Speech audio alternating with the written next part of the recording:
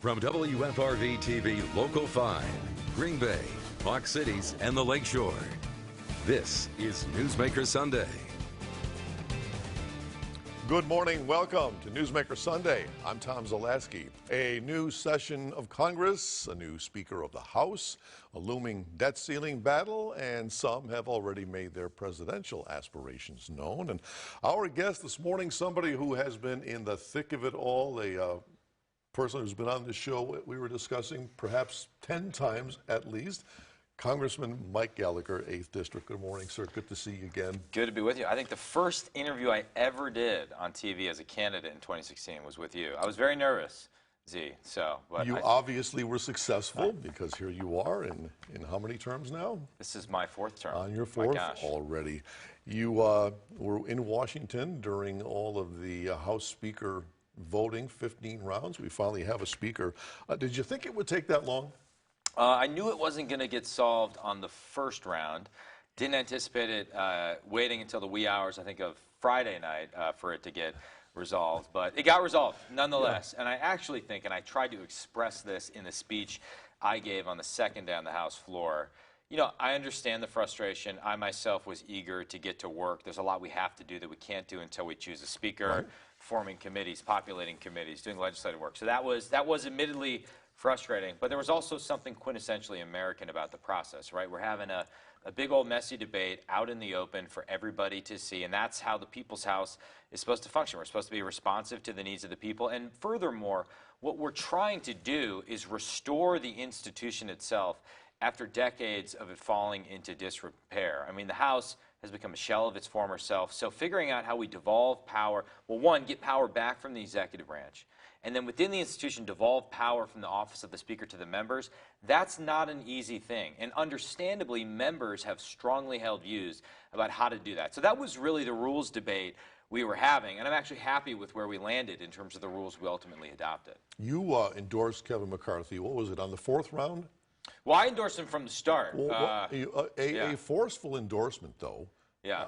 What was it that Kevin McCarthy did to earn that kind of endorsement from you? A few things. And it hasn't just been a recent thing. It's over the past 2 years. And he and I had our disagreements in the past. One, I think he's done a good job of incorporating a lot of new voices into House leadership that weren't there before, right? We have a very big tent party, a lot of different views. So he took a guy like Jim Jordan, and he incorporated him into a spot where he can actually be best used as chairman of the Judiciary Committee. He found a spot for me on the House China Task Force, which is now the Select Committee on China, that I'm going to be chairing. Secondly, as a practical matter, nobody did more than Kevin to actually win us the majority. And though we all wish we had a much bigger majority than the narrow one we have it nonetheless, and it's the only part of the federal government that we, if you exclude the Supreme Court, we conservatives control right now. It's the only emergency brake the American people have right now to stand in the way of the craziness that we're seeing from the Biden administration. So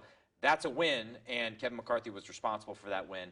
And then finally, you know, I just would say he incorporated a lot of the rules changes that some of the holdouts were requesting into the overall rules package. So for someone like me who wants to see pretty dramatic reform of the institution, McCarthy went further than anybody I've seen in that spot in recent history. So I think that was a productive conversation, and that's why he earned the job. You mentioned holdouts. I take that to mean the Freedom Caucus. Yeah. He had to give some concessions to the people in the Freedom Caucus. Is that going to compromise his ability to pull off his agenda? I don't think so. I mean, people made a lot, for example, about this motion to vacate the chair. Right. One member could initiate a motion to vacate the chair.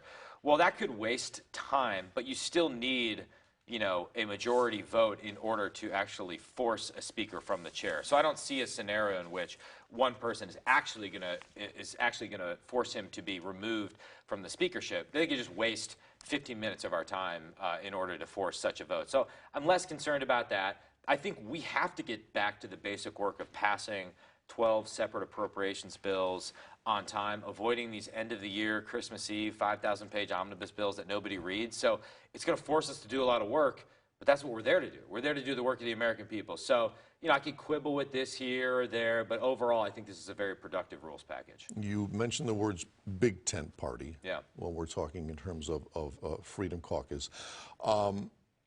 Does the far right now in your party, in your House, have too much of a voice? I've always seen you as a moderate, and there are more of you than, let's say, them. Are you feeling a little bit pushed to the side and they have a bigger voice than they should? Not at all. No? I mean, it just, and honestly, like, I think for me, being boxed into this or that label doesn't make sense. There's some issues where I'm more moderate than others, or some issues where I'm very conservative. It just depends, right?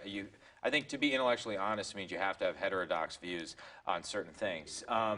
But we've always had this type of healthy debate between the sides of our party. I mean, so for example, right now, people are making a lot about, oh no, there's isolationism that's resurgent in the Republican Party. Well, if you look back to 1952, the whole reason Eisenhower ran for president and the reason he got the nomination was to deny the isolationist wing of the Republican Party the sort of keys to power, because he thought that was bad for the country. To some extent, these are not new debates we're having. Now, certain people's power waxes and wanes over time, but that sort of basic kind of division of power has always been with us. So I don't think this or that person has too much power. And I actually think it's a useful contrast to the Democrats, where at least for the last 4 years in the House, one person had all the power. I mean, Speaker Pelosi had a ton of power. She had way too much power. She ruled the House with an iron fist. She turned it into an instrument of the Speaker. That's not the way it's supposed to be. So I'm actually proud to be part of a party that operates from the bottom up and not the top down. Looking over the next 2 years, how much sway do you think former President Trump will have?